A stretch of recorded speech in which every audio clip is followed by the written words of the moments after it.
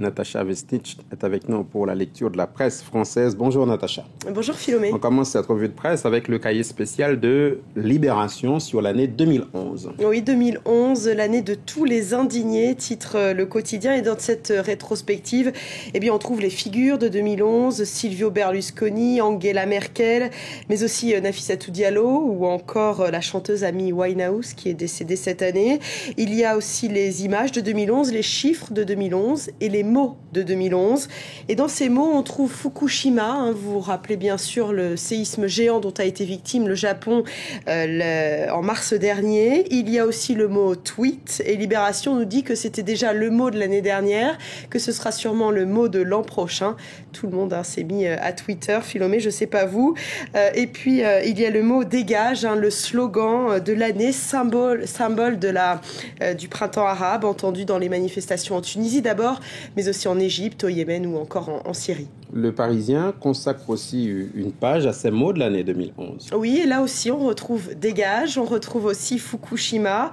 Il y a aussi Mediator, cet antidiabétique utilisé comme coupe-faim et qui a provoqué la mort d'au moins 500 personnes.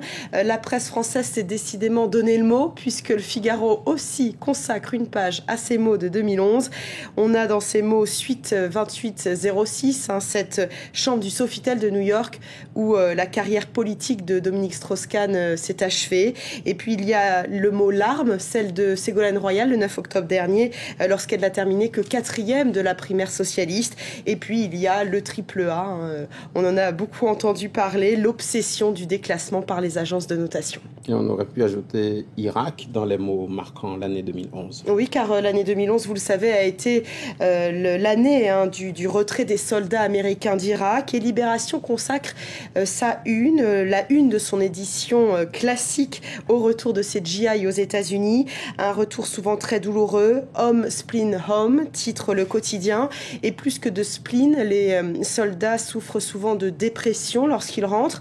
Le reportage proposé nous emmène à Fayetteville, une ville garnison au cœur de la Caroline du Nord. Là-bas, les soldats se sentent très seuls face à la terrible réalité qu'ils ont vécue en Irak. Une jeune femme témoigne: moi, je sais que j'ai tué le père de quelqu'un et ça me hante, dit-elle, mais je le garde pour moi et quand cela refait surface, la vie de tous les jours devient insupportable. Et puis, il y a aussi l'indifférence des autres Américains dont souffrent les soldats. Jack est un soldat rentré il y a 2 mois et il témoigne lui aussi: on ne peut pas vraiment partager les expériences qu'on a vécues, dit-il, parce que personne ne comprend ni veut comprendre. En fait, tout le monde s'en fout et veut passer à autre chose. Question effectivement très préoccupante. Home, spleen, home, référence bien sûr au bien connu Home, Sweet Home. La Croix s'intéresse à l'euro, Natacha, l'euro qui soufflera dimanche, c'est 10 bougies. Oui, car dimanche, donc, cela fera 10 ans exactement que la monnaie européenne a été mise en circulation. C'est donc le temps de faire le bilan. L'euro côté pile, l'euro côté face, titre La Croix en une. La meilleure face de la monnaie et son versant le plus sombre.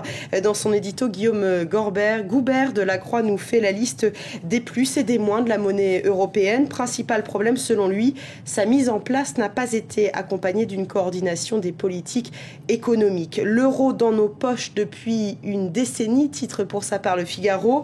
L'euro qui fête son anniversaire dans un climat de peur, nous dit le journaliste. On apprend même que les Grecs ont tellement peur d'être exclus de la zone euro, que l'on retrouve en ce moment sur les marchés aux puces d'Athènes, les drachmes, cette monnaie grecque, la monnaie grecque nationale. L'ancienne monnaie grecque nationale, bien sûr. Et on apprend aussi que des commerçants affichent de nouveau près de leur caisse un tableau de conversion drachme-euro, ce qui ne signifie plus grand-chose, bien sûr. En Grande-Bretagne, pas d'euro, on rejette l'impérialisme bruxellois, on se félicite de ne pas avoir rejoint la monnaie unique, mais on l'aime quand même, cet euro. Pourquoi, Philomé ?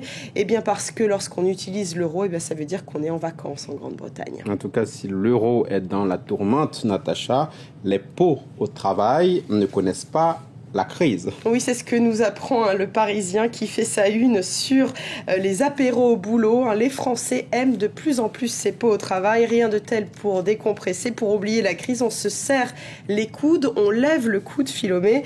On trinque pour un anniversaire, un Noël, un bon résultat. Toutes les raisons sont bonnes, bien sûr. Mais attention, on apprend que c'est illégal, les pots au travail, en dehors des heures de repas. Et les tribunaux se montrent de plus en plus sévères, notamment devant les chefs d'entreprise entreprises qui laissent partir des salariés en état d'ébriété. Donc ça sera jus d'orange et coca pour vous, Philomé, pour ce nouvel an. Merci, attention à ne pas abuser des bonnes choses. Merci Natacha Vesnic. C'est la fin de cette tranche d'infos sur France 24, mais l'info continue sur notre antenne et sur Internet, www.france24.com en anglais, en français et en arabe.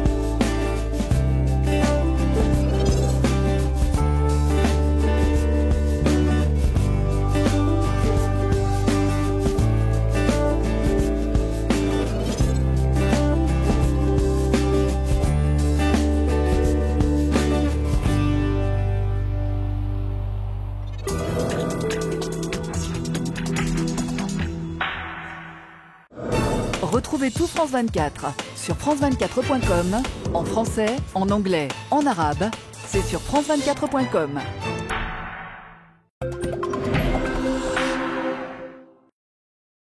Depuis le 1er octobre 2011, la loi impose de payer cash toute prime d'assurance sous peine de non-garantie.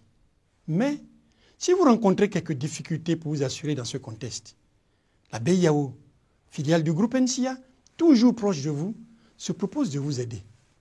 Contactez donc votre agence BIAO la plus proche. NSIA, le vrai visage de l'assurance et de la banque.